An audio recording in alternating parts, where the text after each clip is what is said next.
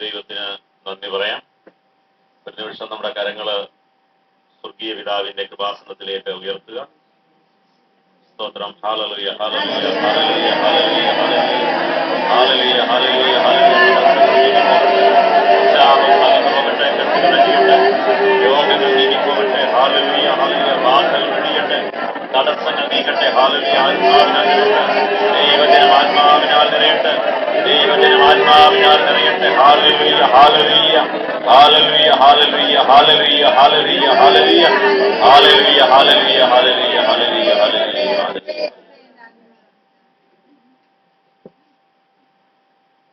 ഞാനിവിടെ ഇരിക്കുമ്പോൾ പരിശുദ്ധ മാതാവ് നൽകിയ സന്ദേശം ഞാൻ ഇങ്ങനെ ശ്രദ്ധിക്കുകയുണ്ടായി.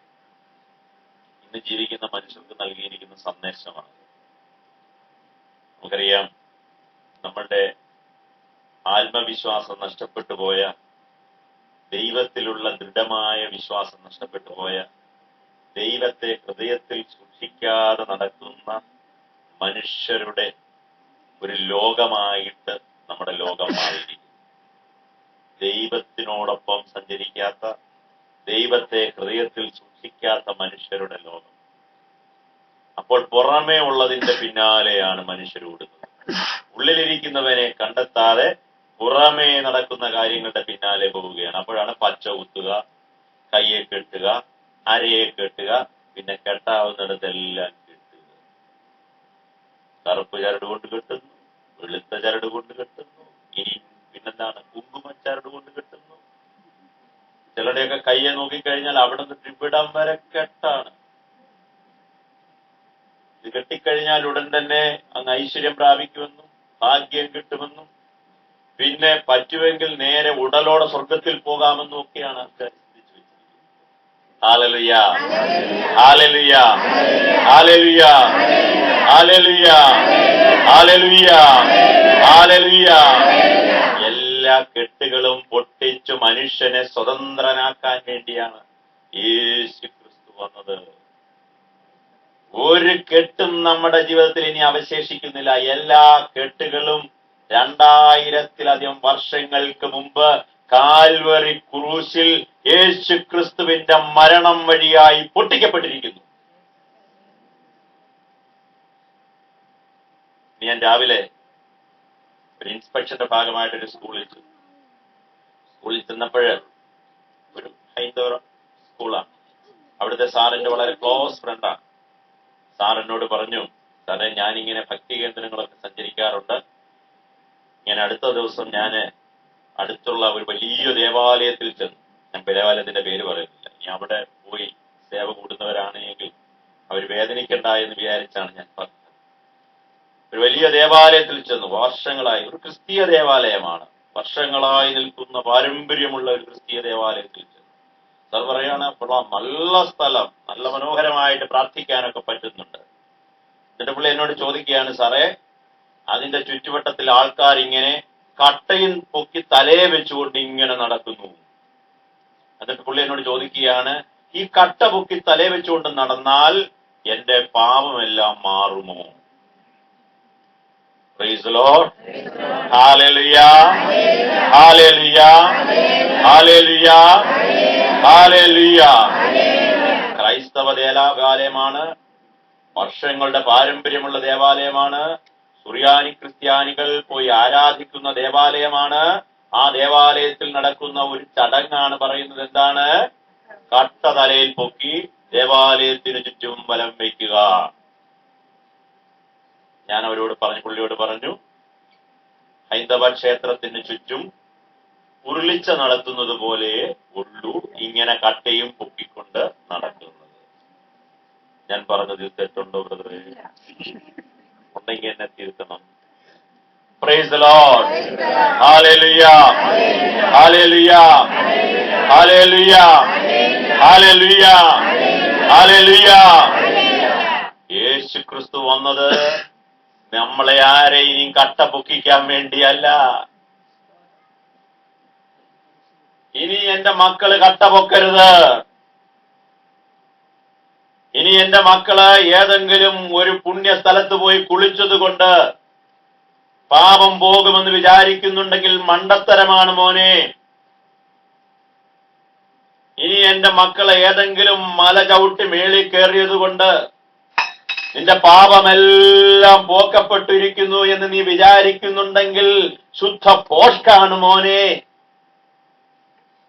എന്ന് പറയാൻ വേണ്ടിയാണ്, എന്ന് കാണിച്ചു തരാൻ വേണ്ടിയാണ് ആര് വന്നത്? യേശു ക്രിസ്തു വന്നത്. അവൻ പറഞ്ഞു, ദാ നിങ്ങളുടെ സർവ പാപങ്ങളും ഞാൻ ഏറ്റെടുത്തിരിക്കുന്നു, ഇനിയും നിങ്ങൾ നിങ്ങളുടെ പാപിക്കേണ്ട ആവശ്യമില്ല. തലമുറകളുടെ പാപം ആദാമിലും ഹവ്വയിലും കോടാനകോടി മനുഷ്യർ ജനിച്ചുകൊണ്ടിരിക്കുന്നു, ജനിക്കാനിരിക്കുന്നു.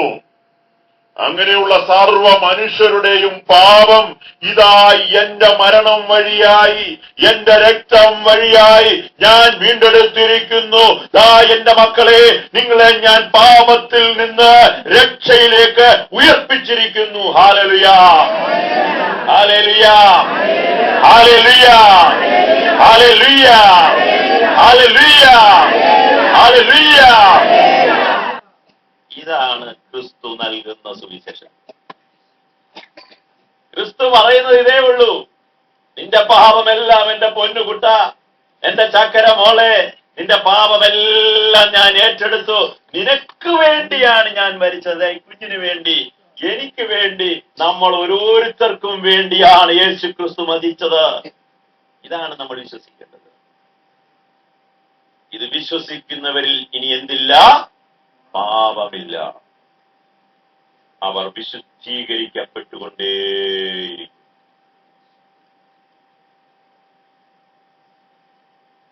ഇതാണ് ഞാനിന്ന് പറയാൻ ഉദ്ദേശിക്കുന്നത്. എന്നെ ആദ്യമായിട്ട് കാണുന്നവരെന്ന് കൈവക്കി. ഭൂരിപക്ഷം എന്നെ ആദ്യമായിട്ട് കാണുന്നത്. സ്തോത്രം, ഹല്ലേലൂയ. ബാക്കിയുള്ളവരൊക്കെ അമ്മമ്മേ ഇവരൊക്കെ എനിക്ക് സ്ഥിരം കാണുന്നവരെ, കാരണം ഇവിടെ ആയിട്ടുള്ള ആൾക്കാരാണ്. അപ്പൊ കർത്താവ് എന്നോട് പറയുന്നത് ഇതാണ്, ബൈബിള് എന്ന് പറഞ്ഞാൽ ദൈവവചനമാണ്, ദൈവത്തിന്റെ സമ്പൂർണ്ണ പുസ്തകമാണ് എന്ന് പറയുന്നത് ബൈബിൾ. കാരണം ഇവിടെ ഹൈന്ദവരായ മക്കളിൽ അവരെ പറയാൻ വേണ്ടി, അവർ കേൾക്കാൻ വേണ്ടി ഞാൻ ഈ പറയുന്നത്. ലോകത്തൊരു സമ്പൂർണമായ ദൈവഗ്രന്ഥമുണ്ടെങ്കിൽ അത് ബൈബിളാണ്. മറ്റു ദൈവഗ്രന്ഥങ്ങളുണ്ട്, അവിടൊക്കെ ദൈവത്തിന്റെ അംശമുണ്ട്, ദൈവവചനങ്ങളുണ്ട്. പക്ഷെ അതിന്റെ പരിപൂർണതയിൽ, അതിന്റെ സമ്പൂർണതയിൽ നമുക്ക് ദർശിക്കാൻ കഴിയുന്നത് എവിടെയാണ്? ബൈബിളിലാണ്. ഈ ബൈബിളില് പഴയ നിയമമെന്നും പുതിയ നിയമമെന്നും ഉണ്ട്. പഴയ നിയമം എന്ന് പറയുന്നത് എന്താണ്? യേശു ക്രിസ്തു ജനിക്കുന്നതിന് മുമ്പുള്ള കാര്യങ്ങളാണ്. യേശു ക്രിസ്തു ജനിച്ചപ്പോൾ തൊട്ടുള്ള കാര്യങ്ങളാണ് എവിടെയുള്ളത്? പുതിയ നിയമത്തിൽ ഉള്ളത്. പുതിയ നിയമത്തിൽ സുവിശേഷങ്ങളുണ്ട്, ലേഖനങ്ങളുണ്ട്. പുതിയ നിയമത്തിൽ 4 സുവിശേഷങ്ങളാണുള്ളത്. മത്തായിയുടെ സുവിശേഷം, മർക്കോസിന്റെ സുവിശേഷം, ലൂക്കോസിന്റെ സുവിശേഷം, യോഹന്നാന്റെ സുവിശേഷം. എന്തിനാ ഈ 4 സുവിശേഷം എന്തിനാണ് തന്നിരിക്കുന്നത് അറിയാമോ? 4 പേര് ചേർന്ന് ഒരു കാര്യം പറഞ്ഞാൽ അത് സത്യമാണെന്ന് നമ്മുടെ നാട്ടിൽ നടപ്പാണ്. ഒരു കാര്യം 4 പേര് ചേർന്ന് പറയുകയാണ്. അമ്മച്ചി അത് പറയുന്നു, ഇതുകൊണ്ട് അവിടെ ഒരാൾ മരിച്ചു കിടക്കുന്നു, അമ്മച്ചി പറഞ്ഞു, അമ്മാമ്മയും പറഞ്ഞു, അവിടെ മോൻ പറഞ്ഞു, ബ്രദറും പറഞ്ഞു. അപ്പൊ നമുക്ക് ഏതാണ്ട് വിശ്വസിക്കാം, അല്ലേ? അതേസമയത്ത് ഒരാൾ മാത്രമേ പറഞ്ഞുള്ളൂ, നമുക്ക് വിശ്വാസം കുറവാണ്. ബ്രദർ പറഞ്ഞില്ലല്ലോ, ബ്രദർ അതുവഴിയാണല്ലോ വന്നത്, അവിടെ മരിച്ചു കിടക്കുന്നെന്ന് പറഞ്ഞില്ലല്ലോ എന്ന് പറയുമ്പോൾ നമ്മുടെ വിശ്വാസത്തിന് കുറവുണ്ടാകും. അതുകൊണ്ടാണ് 4 പേര്, 4 വ്യക്തികള് എന്താണ് എഴുതിയിരിക്കുന്നത്? യേശു ക്രിസ്തുവിനെ കുറിച്ച് എഴുതി വെച്ചിരിക്കുകയാണ്. അതാണ് സുവിശേഷം എന്ന് പറയുന്നത്, നല്ല വാക്ക്. പിന്നീട് പൗലോസ് എന്ന് പറയുന്ന ഒരാളുണ്ടായിരുന്നു. അദ്ദേഹവും യേശു ക്രിസ്തു മരിച്ചതിന് ശേഷമാണ് അദ്ദേഹം ഇതിലേക്ക് വരുന്നത്, രക്ഷയിലേക്ക് വരുന്നത്. യേശു ക്രിസ്തുവിന്റെ കാലത്ത് അദ്ദേഹം ക്രിസ്ത്യാനി അല്ല. യേശു ക്രിസ്തു മരിച്ചുയർക്കുമ്പോൾ ആര് ക്രിസ്ത്യാനി അല്ല? പൗലോസ് ക്രിസ്ത്യാനി അല്ല. അവനെ സാവുൾ എന്നാണ് വിളിച്ചിരുന്നത്. ശാവുൽ എന്നൊക്കെ പറയും. അവൻ ക്രിസ്ത്യാനികൾക്കെതിരെ പോരാടിയിരുന്നവനാണ്. പക്ഷെ അവനെ പിടിക്കേണ്ട സമയത്ത് ആര് പിടിച്ചു? കർത്താവ് പിടിച്ചു. ക്രിസ്ത്യാനികളെ കൊല്ലാൻ വേണ്ടി അവൻ കുതിരപ്പുറത്ത് പോകുന്ന വഴിക്ക് കുതിരപ്പുറത്തു നിന്ന് അവനെ മറിച്ച് താഴെയിട്ട് എന്നിട്ട് പറഞ്ഞു, നീ ദ്രോഹിക്കുന്ന കർത്താവാണ് നിന്നോട് പറയുന്നത്. Price the lord. Hallelujah, hallelujah, hallelujah. നീ എന്റെ മക്കളെ പീഡിപ്പിച്ചുകൊണ്ടിരിക്കുകയാണ്. നീ ആരെയാണോ പീഡിപ്പിക്കുന്ന ആ കർത്താവ് പറയുകയാണ്, നീ എന്ത് ചെയ്യണം? ഇന്നു മുതൽ എന്റെ രക്ഷ സ്വീകരിച്ച് ഞാൻ പറയുന്നത് പോലെ ജീവിക്കണം. അപ്പോഴേക്കും അവന്റെ കണ്ണിന്റെ കാഴ്ച പോയി. അവനിരുന്ന് പ്രാർത്ഥിക്കാൻ തുടങ്ങി. അവനോട് പറഞ്ഞു, ഒരു ദൈവദാസൻ അവന്റെ അടുക്കൽ ചെല്ലാൻ പറഞ്ഞു. അവൻ എന്ത് ചെയ്തു? അവന്റെ ശിരസിൽ കരങ്ങൾ വെച്ചു. പെട്ടെന്ന് അവന്റെ കണ്ണിൽ നിന്ന് എന്തു പോയി? പാട ഇളകിപ്പോയി. പെട്ടെന്ന് അവന് ബോധമുണ്ടായി, കാഴ്ചപ്പാടുണ്ടായി. അന്നു തുടങ്ങി അവന്റെ മരണം വരെ അവൻ എന്ത് ചെയ്യാൻ തുടങ്ങി? അവന്റെ ചുറ്റുപാടുമുള്ള പ്രദേശങ്ങളിൽ സുവിശേഷം പ്രസംഗിച്ചു. അനേകരെ ക്രൈസ്തവ വിശ്വാസത്തിലേക്ക് കൂട്ടിക്കൊണ്ടുവന്നു. അന്നത്തെ സ്ഥലങ്ങളാണ് പല പല സ്ഥലങ്ങളാണെന്നുള്ളത്. ഫിലിപ്പിയ ദേശമുണ്ട്, ഗലാത്യ ദേശമുണ്ട്, അങ്ങനെ അനേകം റോമാ ദേശമുണ്ട്, കൊരിന്ത്യ ദേശമുണ്ട്. അങ്ങനെ ഓരോരുത്തർക്കും പോയി ഇവരങ്ങ് സുവിശേഷം പ്രസംഗിക്കുകയാണ്. മുതുകുളത്ത് സുവിശേഷം പ്രസംഗിക്കുന്നു, പത്തിയൂര് സുവിശേഷം പ്രസംഗിക്കുന്നു, എറണാകുളത്ത് പോയി സുവിശേഷം പ്രസംഗിക്കുന്നു, അങ്ങ് തിരുവനന്തപുരത്ത് പോയി സുവിശേഷം പ്രസംഗിക്കുന്നു. ഇങ്ങനെ പ്രസംഗിച്ച് പ്രസംഗിച്ച് പ്രസംഗിച്ച് ഓരോരുത്തർക്കും ദൈവത്തിന്റെ മക്കളെ അദ്ദേഹം എന്ത് ചെയ്തു? കൂട്ടിച്ചേർത്തു. അങ്ങനെ ഉള്ള ഓരോ കൂട്ടായ്മയ്ക്കും അദ്ദേഹം എന്ത് ചെയ്തുകൊണ്ടിരുന്നു? ലേഖനങ്ങൾ എഴുതി കൊടുക്കാൻ തുടങ്ങി. അവരെ നന്നാക്കാൻ വേണ്ടി. എല്ലാവരും രക്ഷയിലേക്ക് വന്നു. യേശുക്രിസ്തുവിനെ രക്ഷകനും നാഥനുമായി സ്വീകരിച്ചു. യേശുക്രിസ്തുവിനെ രക്ഷകനും നാഥനുമായിട്ട് ജീവിച്ചിട്ട് പിന്നെ തോന്നിയവാസം കാണിക്കാൻ പറ്റുമോ? പിന്നെ പോയി കള്ള് ഷാപ്പിൽ പോയി വെള്ളമടിക്കാൻ പറ്റുമോ? പിന്നെ പിടിച്ചു പറിക്കാൻ പറ്റുമോ? പിന്നെ വിഗ്രഹങ്ങളെ ആരാധിക്കാൻ പറ്റുമോ? കയ്യിൽ ചരട് കെട്ടി നടക്കാൻ പറ്റുമോ? വ്യഭിചാരം ചെയ്യാൻ സാധിക്കുമോ? കള്ളം പറയാൻ സാധിക്കുമോ? മോഷ്ടിക്കാൻ സാധിക്കുമോ? കള്ളസാക്ഷ്യം പറയാൻ സാധിക്കുമോ? പറ്റത്തില്ല. അപ്പൊ നന്നാക്കണം ഇവരെ നന്നാക്കണമെങ്കിൽ എന്ത് ചെയ്യണം? നിരന്തരം ഇവർക്ക് ലേഖനങ്ങൾ കൊടുക്കണം. അല്ലെങ്കിൽ ഇവരുടെ അടുത്ത് പോയി താമസിക്കണം. താമസിച്ച് ഇവരെ എന്താക്കിക്കൊണ്ടിരിക്കണം? നന്നാക്കിക്കൊണ്ടിരിക്കണം. യഥാർത്ഥത്തിലുള്ള സത്യ ദൈവജനമാക്കി മാറ്റണം.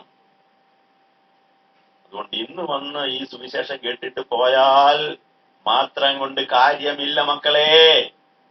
നിങ്ങൾക്ക് യേശുക്രിസ്തുവിൽ അടിയുറച്ച് സ്വർഗത്തിന്റെ പരിപൂർണ അവകാശികളായി വിശുദ്ധരായി ജീവിക്കണമെന്ന് ആഗ്രഹമുണ്ടെങ്കിൽ ഇന്ന് ആദ്യമായിട്ട് വന്നവർ ഒരു 3 വർഷം കുറഞ്ഞത് ഇവിടെ സ്ഥിരമായി വരണം. ഇല്ലെങ്കിൽ പിടിച്ചു നിൽക്കാൻ പാടാണ്. ഇപ്പൊ ഏതെങ്കിലും ഒരു ശകലം സാധനം കിട്ടും, അതുകൊണ്ട് അങ്ങ് പോകും. അതിന്റെ 4 ഇരട്ടി അവരുടെ ഉള്ളിലേക്ക് എന്ത് ചെയ്യും? തിരിച്ചു കയറും. അതുകൊണ്ട് ഇന്ന് വന്നവർ 3 വർഷം കൂടി, 1 വർഷമായിട്ട് വരുന്നവർ 2 വർഷം കൂടി സ്ഥിരമായി വന്നോണം ഇവിടെ. ഇല്ലെങ്കിൽ ഇപ്പോൾ ഒരു പിശാചേ ഉള്ളെങ്കിൽ പിന്നീട് 1 വർഷം കൂടെ കഴിയുമ്പം വേറെ ഒരു 40 പിശാച് കൂടെ കയറും. ഓരോ വർഷം കഴിയുന്നവർ പിശാചുകൾ ഇങ്ങനെ കയറിക്കൊണ്ടേയിരിക്കും. അതുകൊണ്ട് ശ്രദ്ധയോടുകൂടി ദൈവത്തിന്റെ മക്കള് ഇവിടെ വന്ന് ദൈവവചനം ശ്രവിക്കുകയും ദൈവത്തിന്റെ ദാസന്മാരും പറയുന്നത് കേൾക്കുകയും അത് ജീവിതത്തിൽ പ്രാവർത്തികമാക്കുകയും ചെയ്യണം. അങ്ങനെ വിശുദ്ധ പൗലോസ് തിമോത്തിയോസ് എന്ന് പറയുന്ന അദ്ദേഹത്തിന്റെ ശിഷ്യന് ഒരു ലേഖനം എഴുതി. മനസ്സിലായോ? തിമോത്തിയോസ് എന്ന് പറയുന്ന അദ്ദേഹത്തിന്റെ ശിഷ്യന് ഒരു ലേഖനം എഴുതി. ആ ലേഖനത്തിൽ അതിന്റെ 1-ാമത്തെ അധ്യായത്തിൽ 12-ാമത്തെ വാക്യമാണ് ഞാൻ ഇന്നിവിടെ പറയാൻ പോകുന്നത്. വിശുദ്ധ പൗലോസ് ശ്ലീഹ തിമോത്തിയോസിന് എഴുതിയ 1-ാം അധ്യായം 12-ാം വാക്യം. തിമോത്തിയോസിന് 2 ലേഖനങ്ങൾ എഴുതിയിട്ടുണ്ട്, 1ഉം 2ഉം. അതിൽ 2-ാമത്തെ ലേഖനമാണ്. 2-ാമത്തെ ലേഖനത്തിന്റെ 1-ാം അധ്യായത്തിന്റെ 12-ാം വാക്യം. ഇത് പറഞ്ഞത് പഴയ ക്രിസ്ത്യാനിക്ക് വേണ്ടിയല്ല പറഞ്ഞത്, പുതിയതായ ക്രിസ്തീയ ജീവിതം നയിക്കുന്ന മനുഷ്യർ ഇത് മനസ്സിലാക്കാൻ വേണ്ടിയാണ് പറയുന്നത്. പഴയ ക്രിസ്ത്യാനിയോട് ചോദിച്ചാൽ അവർക്ക് ഇതൊന്നും അറിയത്തില്ല, അത് വേറെ കാര്യം. ഞങ്ങളുടെ പള്ളിയിൽ പോയി ചെന്ന് പറഞ്ഞു എന്തോടാ തിമോത്തി എന്ന് ചോദിച്ചാൽ അവൻ പറയും ഞാൻ രാവിലെ തന്നെ അതൊക്കെ കഴിച്ചതാണെന്ന് പറയും. ഇനി നീ എന്നെ കൊണ്ട് കഴിപ്പിക്കണ്ട എന്ന് പറയും. എന്തോ കുടിക്കുന്ന കഴിക്കുന്ന ഒരു സാധനമായിട്ടാണ് അവർ വിചാരിച്ചു വെച്ചിരിക്കുന്നത് തിമോത്തി. ഓക്കെ, 2 തിമോത്തി 1:12 ഇവിടെ ഉറപ്പോടെ പൗലോസ്ലീഹ പറയുകയാണ്. ആരോട് പറഞ്ഞു കൊടുക്കുകയാണ്? തിമോത്യോസിന് പറഞ്ഞു കൊടുക്കുകയാണ്. ഒറ്റ ഒരു വചനേ ഞാൻ പറയുന്നുള്ളൂ, ഒന്ന് ശ്രദ്ധിച്ചോളുക. എന്താണ് പറയുന്നത്? ഞാൻ വിശ്വസിക്കുന്നത് ആരെയാണെന്ന് എനിക്കറിയാം. ഇത് മതി. ഞാൻ വിശ്വസിക്കുന്നത് ആരെയാണെന്ന് എനിക്കറിയാം. ആർക്ക് പറയാം? എത്ര പേർക്ക് കണ്ട് കൈ വെച്ചുകൊണ്ട് പറയാം, ഞാൻ വിശ്വസിക്കുന്നത് ആരെയാണെന്ന് എനിക്കറിയാം. ഞാൻ വിശ്വസിക്കുന്നത് ആരെയാണെന്ന് എനിക്കറിയാം. എത്ര പേർക്ക് പറയാം? നെഞ്ചത്ത് കൈ വെച്ചുകൊണ്ട് പറയാൻ പറ്റും. നിങ്ങളുടെ ചെപ്പടി വിദ്യയൊന്നും ഇങ്ങോട്ട് വേണ്ട, നിങ്ങളുടെ കെട്ടുകാഴ്ചയൊന്നും ഇങ്ങോട്ട് എടുക്കണ്ട, നിങ്ങളുടെ ഡാംഡി പണിയൊന്നും ഇങ്ങോട്ട് എടുക്കണ്ട. ഞാൻ വിശ്വസിക്കുന്നത് എന്റെ പൊന്നു തമ്പുരാനെയാണ്. ഞാൻ വിശ്വസിക്കുന്നത് എനിക്ക് വേണ്ടി ജീവൻ വെടിഞ്ഞ യേശുക്രിസ്തുവിനെയാണ്. ഞാൻ വിശ്വസിക്കുന്നത് എന്നെ രക്ഷിച്ച് സ്വർഗീയ ഭവനത്തിലേക്ക് കൂട്ടിക്കൊണ്ടുപോകാൻ തയ്യാറുള്ള കഴിവുള്ള കൽപ്പുള്ള യേശുവിനെയാണ്. ഞാൻ വിശ്വസിക്കുന്നത് പറയുന്നത് പോലെ ചെയ്യുന്ന യേശുക്രിസ്തുവിനെയാണ്. അവൻ എന്റെ കൂടെയുണ്ട്. അവൻ മലയിലിരിക്കുന്നവനല്ല, അവൻ കുളത്തിലിരിക്കുന്നവനല്ല, അവൻ വഴിയിൽ പതുങ്ങിയിരിക്കുന്നവനല്ല, അവന് ഏതെങ്കിലും ഒരു മൺകൂരയിൽ കയറിയിരിക്കുന്നവനല്ല, അവൻ ഏതെങ്കിലും ഒരു വിഗ്രഹത്തിൽ കുടിയിരിക്കുന്നവനല്ല. പിന്നെ അവൻ ഇരിക്കുന്നത് എവിടെയാണ്? എന്റെ ഉള്ളത്തിൽ. Hallelujah, hallelujah, hallelujah, hallelujah. അവൻ എന്റെ കൂടെയുള്ളപ്പോൾ ഞാൻ എന്തിനെ ഭയപ്പെടണം? അവൻ എന്റെ കൂടെയുള്ളപ്പോൾ ഞാൻ എന്തിനെ ഭയപ്പെടണം? അതുകൊണ്ടാണ് സങ്കീർത്തനക്കാരൻ 23-ാം സങ്കീർത്തനത്തിൽ എഴുതി വെച്ചിരിക്കുന്നു, എന്റെ പ്രിയമുള്ളവരെ, ഇന്ന് നിങ്ങൾ വീട്ടിൽ ചെന്നാൽ ഉടൻ തന്നെ പറ്റുമെങ്കിൽ ഇവിടെ ബൈബിൾ ഉണ്ടെങ്കിൽ ബൈബിളും മേടിച്ചുകൊണ്ട് പോകണം. നിങ്ങൾ എല്ലാം അങ്ങ് മറന്നേര്. സങ്കീർത്തനം 23 മാത്രം നിങ്ങൾ പഠിച്ചാൽ മതി. നിങ്ങൾ വലിയ സുവിശേഷകരുമല്ല, നിങ്ങൾ വലിയ പ്രാസംഗികരുമല്ല, നിങ്ങളൊരു കുന്തവുമല്ല. നിങ്ങൾ സങ്കീർത്തനം 23 മാത്രം പഠിച്ചാൽ മതി. നിങ്ങളുടെ ജീവിതത്തിൽ അത്ഭുതം നടക്കും. ആദ്യം സുവിശേഷം ഒന്നും നിങ്ങൾ കേട്ടിട്ടില്ലെങ്കിലും സങ്കീർത്തനം 23 എന്താ പറയുന്നത്? യഹോവ എന്റെ ഇടയനാകുന്നു, എനിക്കൊന്നിനും കുറവുണ്ടാകയില്ല. പച്ചയായ പുൽപ്പുറങ്ങളിലൂടെ അവിടുന്ന് എന്നെ നടത്തുന്നു, സ്വച്ഛമായ ജലാശയത്തിലേക്ക് അവിടുന്ന് എന്നെ കൊണ്ടുപോകുന്നു. മരണത്തിന്റെ നിഴൽ വീണ താഴ്വരയിലാണെങ്കിലും അവിടുന്ന് കൂടെയുള്ളതിനാൽ ഞാൻ ഭയപ്പെടുകയില്ല. എന്തോ വേണം? ഇത് മാത്രം മതി. ഹൃദയത്തിൽ പ്രാർത്ഥിച്ചുകൊണ്ടിരുന്നത് ഇതങ്ങ് കാണാപാടി. മോനെ, നീ പഠിച്ചിട്ടുണ്ടോ ഇത്? ഇന്ന് പോയി പഠിക്കണം ഇത്. ആദ്യം കുഞ്ഞുങ്ങളെ പഠിപ്പിക്കേണ്ട ഇതാണ്. ഹരിശ്രീ പഠിക്കുന്നതിന് മുമ്പ് കുഞ്ഞുങ്ങളെ പഠിപ്പിക്കേണ്ടതാ, യഹോവ എന്റെ ഇടയനാകുന്നു. നമ്മുടെ ചീഫ് ഇലക്ഷൻ കമ്മീഷണറായ TN ശേഷൻ ഈ അടുത്ത സമയത്ത് അദ്ദേഹത്തിന്റെ ഒരു ഇന്റർവ്യൂ ഉണ്ടായിരുന്നു. അദ്ദേഹം പറയുകയാണ്, പാലക്കാട്ടാണ് ഞാൻ ജനിച്ചു വളർന്നത്, ഞാൻ പഠിച്ചത് കന്യാസ്ത്രീകൾ നടത്തുന്ന ഒരു കോൺവെന്റ് സ്കൂളിലാണ്. എന്റെ വളർച്ചയുടെ പ്രധാനപ്പെട്ട കാരണം അന്ന് കന്യാസ്ത്രീകൾ LKG എന്നെ പഠിപ്പിച്ച ഈ പ്രാർത്ഥനയാണ്. 23-ാം സങ്കീർത്തനം. ചുമ്മാതാണോ ക്രിസ്ത്യാനികൾ ജീവിക്കുന്ന നാട്ടിൽ ഐശ്വര്യം ഉണ്ടാകുന്നത്? ക്രിസ്ത്യാനികൾ ജീവിക്കുന്ന ഇടം പോലും വിശുദ്ധീകരിക്കപ്പെടും. ക്രിസ്ത്യാനിയായിരിക്കണം. കള്ളത്തരം മക്കത്തരമായിരുന്നു. വേലത്തരം ഡാംഡിയും കൊണ്ട് നടക്കരുത്. സത്യവിശ്വാസിയാണ് എങ്കിൽ അവൻ ഇരിക്കുന്നത് ഐശ്വര്യം പ്രാപിക്കും. ഇംഗ്ലണ്ടിൽ 150 വർഷങ്ങൾക്ക് മുമ്പ് തുടങ്ങിയ സാധനമാണ് ഇപ്പൊ നമ്മൾ വീട്ടിൽ ചിന്തിച്ചുകൊണ്ടിരിക്കുക. എന്തോന്നാ സാധനം? മെട്രോ. ആര് ചെയ്യണം, ആര് ചെയ്യണ്ട എന്ന് 150 വർഷങ്ങൾക്ക് മുമ്പ് ഇംഗ്ലണ്ടിൽ ട്യൂബ് എന്നും പറഞ്ഞ് നടപ്പിലാക്കിയ സാധനമാണ് ഭൂമിക്ക് അടിയിലൂടെ പോകുന്ന ട്രെയിൻ. ഇപ്പൊ നമ്മുടെ ഇന്ത്യയിൽ ആദ്യമായിട്ട് കൂടുതൽ ക്രിസ്ത്യാനികൾ ജീവിക്കുന്ന എറണാകുളത്ത് വരാൻ പോകുന്നു മെട്രോ. നമ്മളപ്പോ എത്ര നാളും ഇന്ത്യയിലായി ലോകത്ത്? ഈ കേരളമാണ് ഇന്ത്യയിലെ ഏറ്റവും ഉയർന്ന സ്ഥലം എന്ന് പറയുന്നത്. എത്ര വർഷം പിന്നിലാണ് നമ്മൾ വളർച്ചയിലും വികാസത്തിലും? 150 വർഷമാണ്. അപ്പൊ നമ്മൾ ഇപ്പൊ ഇംഗ്ലണ്ടിലും അമേരിക്കയിലും ഒക്കെ നടക്കുന്ന പല പല പുതിയ പുതിയ കാര്യങ്ങളും നമ്മുടെ നാട്ടിൽ ഇനിയും പ്രാവർത്തികമാക്കണമെങ്കിൽ എത്ര വർഷം കഴിയണം? 150 വർഷം കഴിയണം. ഇതാണ് കുടുംബങ്ങളിൽ ഉണ്ടാകുന്ന വികാസം, ഇതാണ് ദേശവികാസം, ഇതാണ് സമൂഹത്തിലുണ്ടാകുന്ന മാറ്റം. സമൂഹം ഐശ്വര്യപൂർണമാകും, നമ്മുടെ രൂപം തന്നെ മാറും. നിങ്ങൾ സത്യക്രിസ്ത്യാനികളായി യേശുക്രിസ്തുവിന്റെ ആത്മാവ് നിങ്ങളുടെ ഉള്ളിൽ നിങ്ങൾ വഹിക്കുമ്പോൾ നിങ്ങളുടെ രൂപം തന്നെ നിങ്ങൾ മാറും. കണ്ടോണം,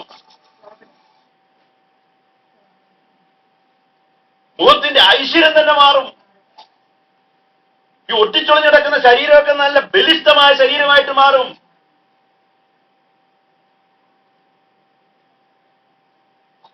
ഭർത്താവിന്റെ വെള്ളവടി മാറും, മക്കളുടെ തോന്നിവാസം മാറും. ഒന്ന് പരിശീലിച്ച് നോക്ക് നിങ്ങൾ. Praise the Lord. Hallelujah. Hallelujah. Hallelujah. Hallelujah. അപ്പൊ എന്താണ് നമ്മൾ പറയേണ്ടത്? ഞാൻ വിശ്വസിക്കുന്നത് ആരെയാണെന്ന് എനിക്കറിയാം. ഈ ഉറപ്പാ വേണ്ടത്. എന്റെ സുഹൃത്തിനെ കുറിച്ച് ഒരാളൊരു അപവാദം പറഞ്ഞു എന്റെ അടുക്ക വന്നു. എനിക്ക് 10-25 വർഷമായിട്ട് അറിയാവുന്ന ഒരു സുഹൃത്താണ്. അവനെ കുറിച്ച് എന്റെ അടുക്ക വന്ന് പറയടാ, നീ അവനെ വിശ്വസിക്കരുത്, അവൻ ചതിയനാണ്, പെൺപിള്ളാർക്ക് അവന്റെ മുമ്പിൽ കൂടെ പോകാൻ പറ്റത്തില്ല. ഞാൻ പറഞ്ഞു, വാ മൂടടാ, നിർത്തടാ, ഇനിയും നീ അവനെ കുറിച്ചൊരക്ഷരം പറയരുത്. അവൻ ആരാണെന്ന് എനിക്കറിയാം.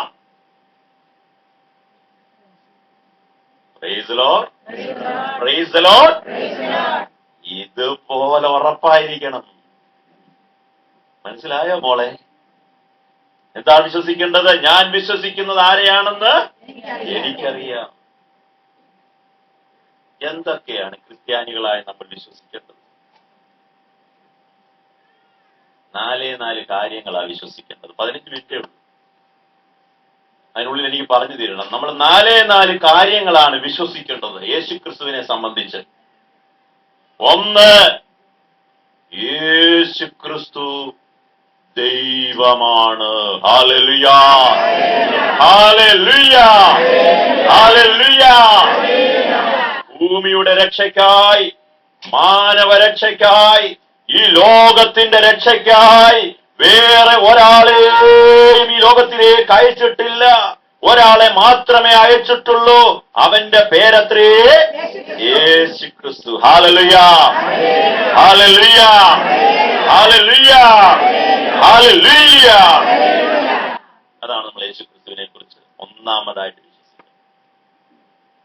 അനേകം പ്രവാചകന്മാർ വന്നുപോയിട്ടുണ്ട്, അനേകം മനുഷ്യർ വന്നുപോയിട്ടുണ്ട്. പിന്നെയോ യേശുക്രിസ്തുവിൽ ആണ് പരിപൂർണമായ രക്ഷ. ദൈവത്തിന്റെ ഏകജാതനായ യേശുക്രിസ്തുവിലൂടെ. അതാണ് ഒന്നാമതായിട്ട് നമ്മൾ വിശ്വസിക്കേണ്ടത്. സകല മനുഷ്യരെയും പ്രകാശിപ്പിക്കുന്ന സത്യപ്രകാശം ലോകത്തിൽ വന്നിരിക്കുന്നു. Hallelujah, hallelujah.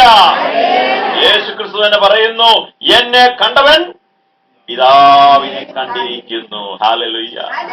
ഇനി വേറെ ഒന്നിനെയും കാണാൻ പോണ്ട ആവശ്യമില്ല. എന്നെ കണ്ടവൻ സ്വർഗത്തിലിരിക്കുന്ന പൊന്നു തമ്പുരാനെ കണ്ടിരിക്കുന്നു. ഞാനും പിതാവും രണ്ടല്ല ഒന്നത്രേ. ഹല്ലേലൂയ. ഒന്നാമത്തെ വിശ്വാസം അതാണ്. ക്രിസ്ത്യാനികൾ ആദ്യമായി വിശ്വസിക്കേണ്ട ഏതാണ്? ഇതാണ്.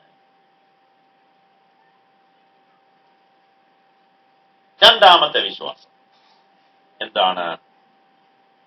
യേശു ക്രിസ്തു ഈ ലോകത്തിലേക്ക് വന്നു എന്തിനു വേണ്ടിയാണ്?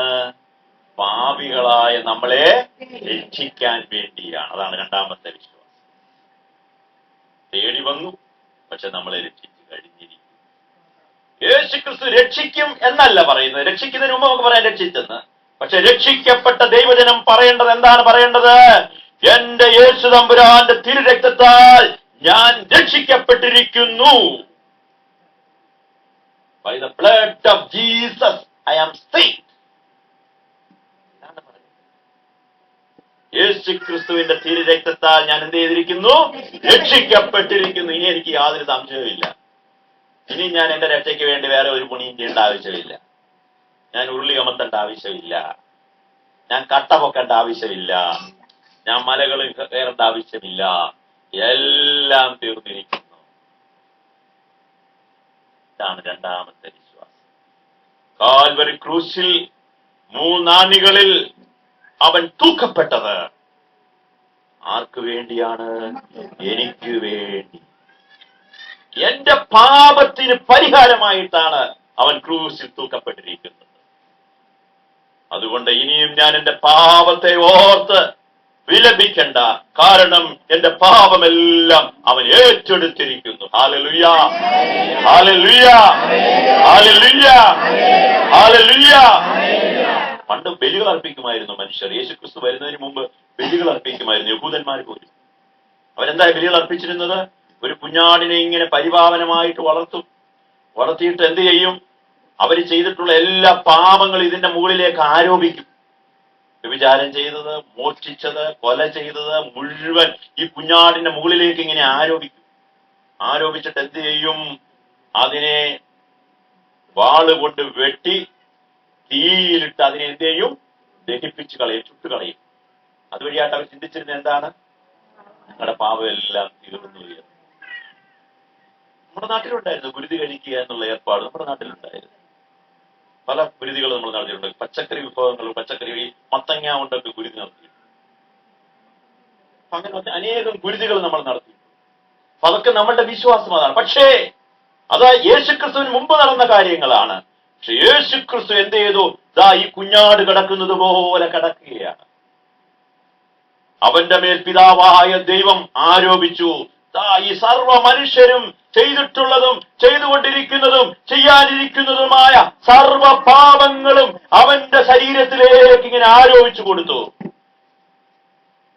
ക്രൂശിൽ കിടക്കുന്നതിന് മുമ്പ് അവൻ എന്ത് ചെയ്യുകയാണ്? ക്രൂശിന്റെ മുകളിൽ അവനെ കിടത്തി. ആ കിടത്തുന്ന സമയത്ത് അവന്റെ മുകളിലേക്ക്, അവന്റെ ശരീരത്തിലേക്ക്, അവന്റെ ആത്മാവിലേക്ക് സർവ പാപങ്ങളും അങ്ങോട്ട് ആവാഹിച്ചു കൊടുത്തു. എന്നിട്ട് എന്ത് ചെയ്തു? അവനെ ക്രൂശിൽ തൂക്കി.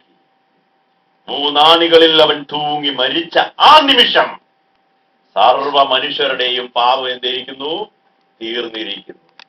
അതിന്റെ അടിസ്ഥാനത്തിലാണ് എന്ത് സംഭവിച്ചത്? ദേവാലയത്തിന്റെ തിരശീല നെടുകെ കീറി ഭൂമി